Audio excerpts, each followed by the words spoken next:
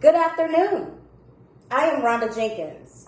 My team and I are here today to provide an analysis of the Lockheed Martin's company market share plunge of 2021.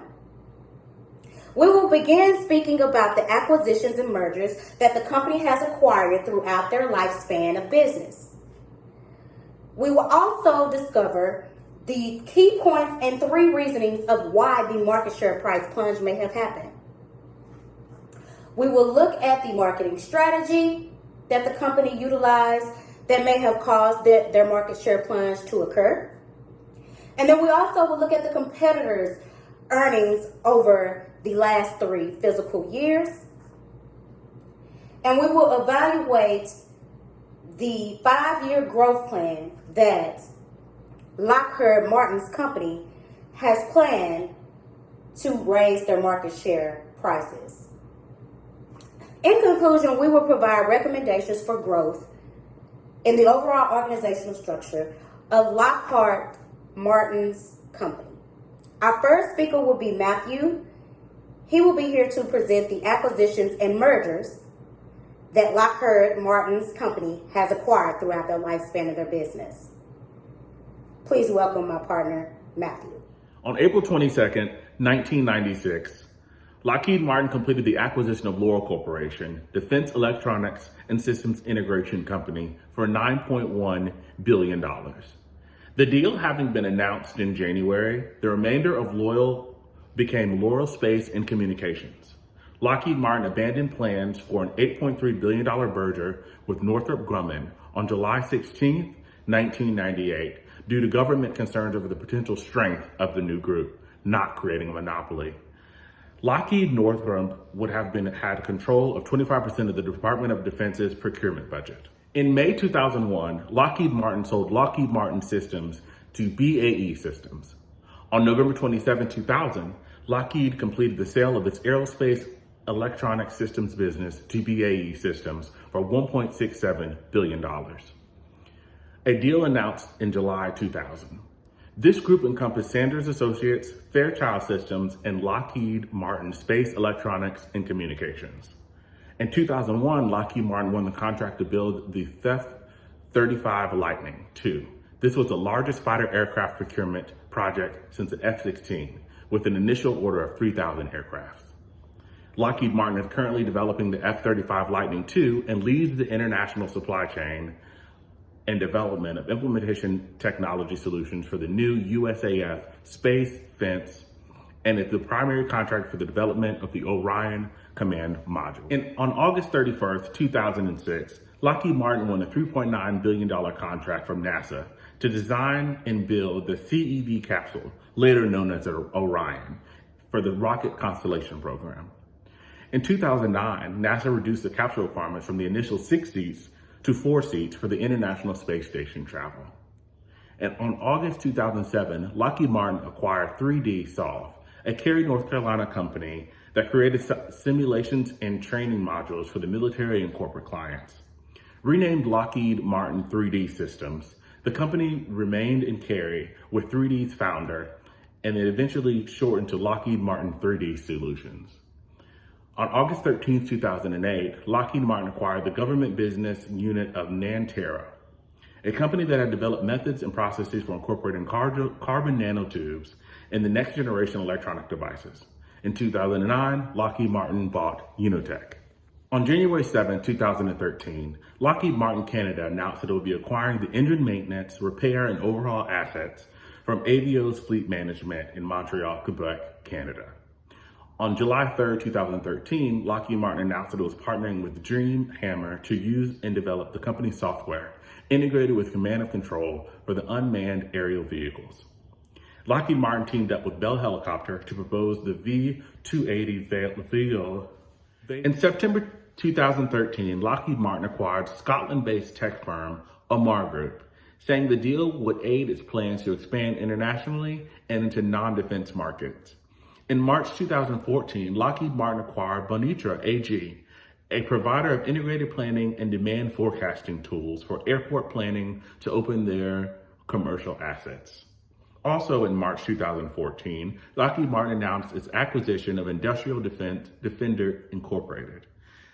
On June 2nd, 2014, Lockheed Martin received a Pentagon contract to build a space fence that would track debris, keeping it from damaging satellites and spacecrafts. In September 2014, Lockheed would agree to a deal to sell 40 F-35 fighter jets to South Korea for delivery between 2018 and 2021 for a fee ranging in $7.6 billion. Some of Lockheed Martin's major competitors are General Electric, Boeing, and International Technology Corporation. Lockheed Martin leads in terms of governmental contracts, private acquisitions, and revenues as of 2021. Lockheed Martin will continue to be the leader in aerospace, electronics, and integration, as long as they continue to partnership and acquire up-and-coming businesses. Thank you, Matthew. As Matthew was saying, Lockheed merger has 3 top competitors: the Boeing Company, United Technology Corporation, and General Electric. After doing some research, I discovered that the Boeing Company is one of the largest aircraft manufacturers, such as Lockheed Martin. However, even though Lockheed Martin is having some issues with their market share prices, their earnings were not a problem.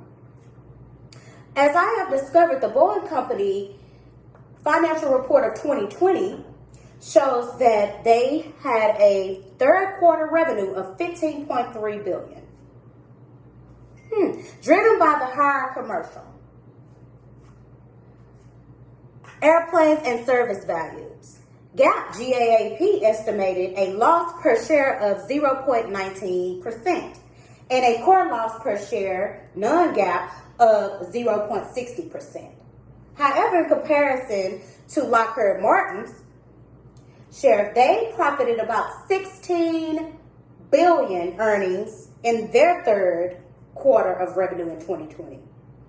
So we can say that Lockheed Martin's earnings were not an issue. However, after analysts reviewed reports of 2021 and they agreed to pay the non-cash pension penalty,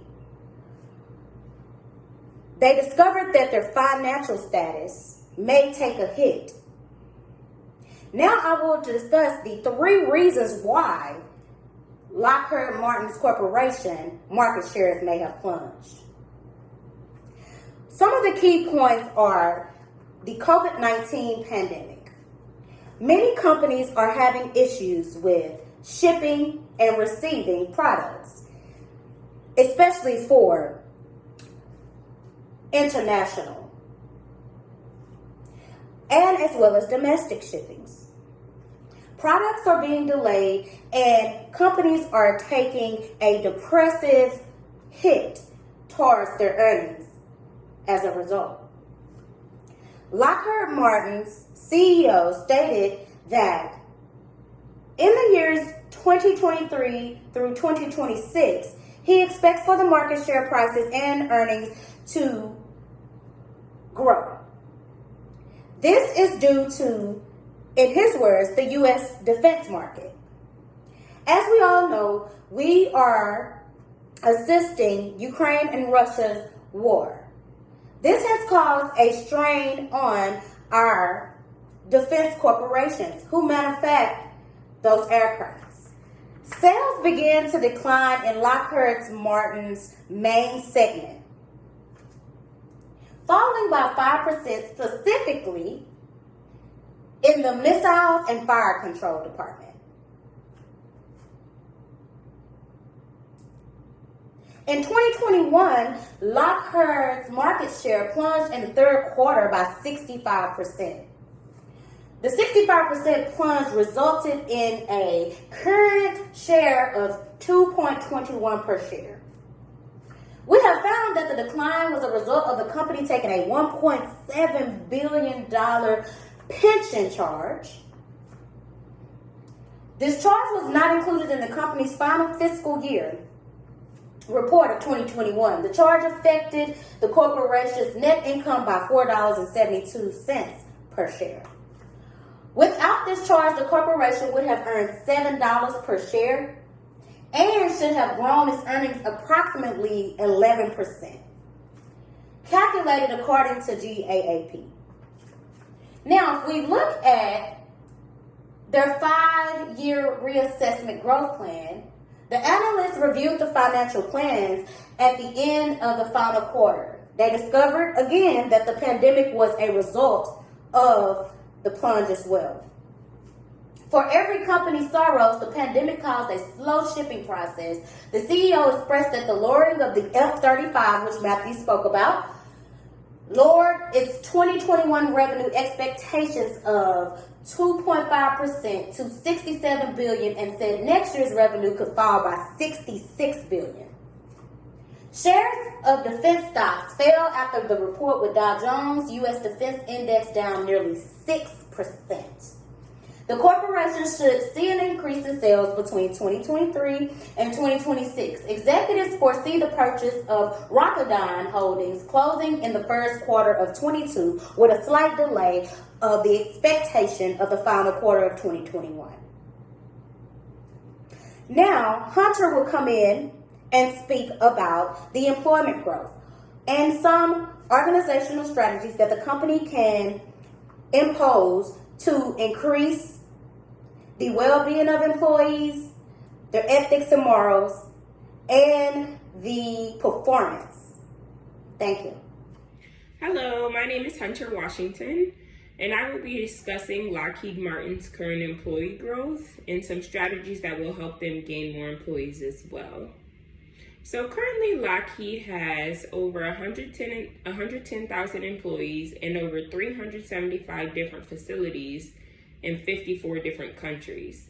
Although they are at a global pace, 93% of employees are US based. So with that being said, they also have 15,500 suppliers in 50 states, making sure to impact the United States economy specifically. I think this is big because Lockheed Martin has been able to create a global presence and perform successfully at a global level. But what they do is take out the time to make sure that they're putting back into the American economy and creating jobs for these Americans. I think that's really big because when you think about companies, they don't necessarily promote helping the American economy. They're doing whatever it takes to make their revenue and their profit be number one. So I think for Lockheed Martin to really focus in and emphasize that they are giving back to the United States, that's great. And I think that's a really good selling point for their company and for anyone who wants to work for that company. Also, currently, Lockheed Martin has recently announced the grand opening of a new location in Johnstown, Pennsylvania. They plan to hire over 80 mechanics and technicians within the next year to assist with the production of the F-16s. So to be able to hire over 80 new employees within a year, that's great. They are definitely growing their employee base, and I think that's amazing. And because of the aeronautics division, these jobs will always be created because aeronautics is such a extensive, detailed field, and it's always changing. So they need all these people to help successfully produce these products. So also currently they have announced that they have just reached 25 years in Pinellas Park, Florida. So with that being said, they did announce that they plan to commit to growing the Florida area market in terms of businesses and jobs, creating jobs for Americans. That's something that they're really focusing on. So they plan to hire over 50 people within the next 2 years. So here in Johnstown, Pennsylvania, they are hiring over 80, and then another 50 that they plan to hire in Florida. That's great because they're continuing to work on creating these new jobs. Recently, though, I was researching and I did notice that they are currently looking to fill 500 jobs in Orlando, Florida, specifically to support F-35 production.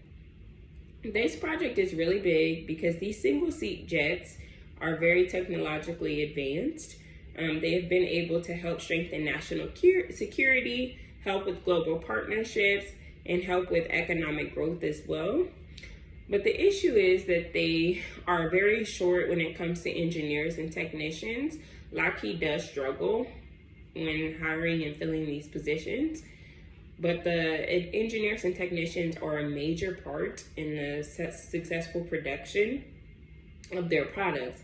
So they are looking to fill a brand, making sure that the goal is clear and definitive. Everyone should know, oh, Lockheed takes care of their employees.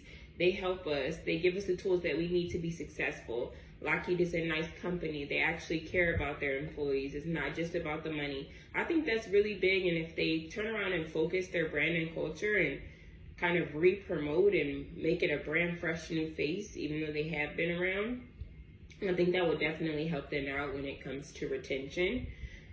Also, they need to emphasize how innovation and new technology is being implemented daily, and that's at the forefront.